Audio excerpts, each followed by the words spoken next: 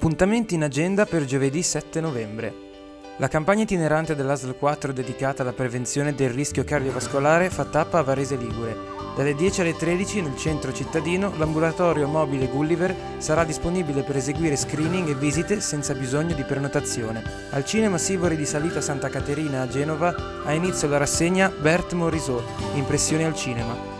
Il primo dei film proiettati sarà Ritratto di un amore di Martin Provost, che si potrà vedere alle 15.30 e alle 21. Villa Imperiale a Genova alle 16.30 va in scena lo spettacolo Quei pacciughi di Messer Luca, il ratto delle Sabine in Villa Imperiale Cattaneo, basato sulla vita dell'artista ligure Luca Cambiaso. Nella libreria San Paolo di Piazza Matteotti a Genova alle 17.30 sarà presentato il libro di Federica Falzone dal titolo Qualsiasi cosa accada, tu scrivi. Intervengono con l'autrice il neurologo Massimo Del Sette e la psicoterapeuta Giovanna Ferrandez.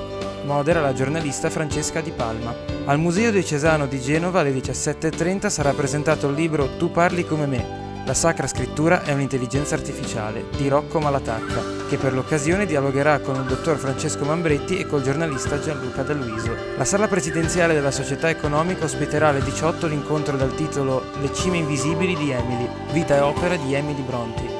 Sarà ospite Mattia Morretta, autore del libro Tra di noi l'oceano, modernità di Emily Brontë e di Emily Dickinson. All'Oratorio San Giuseppe di Varazia alle 20.30 va in scena la quarta serata del festival musicale Le Vie del Barocco, che sarà incentrata sull'arte fiamminga tra la musica di Van Eyck e i dipinti di Van Dyck. La Scuola di Teologia della Diocesi di Chiavari propone la lezione di Don Andrea Buffoli dal titolo Generare nel servizio, ministri addetti al culto e fedeli intorno all'Eucaristia. L'appuntamento è alle 21 nel seminario. Seconda serata della rassegna dedicata da Santa Margherita Ligure a Marcello Mastroianni nel centenario della sua nascita.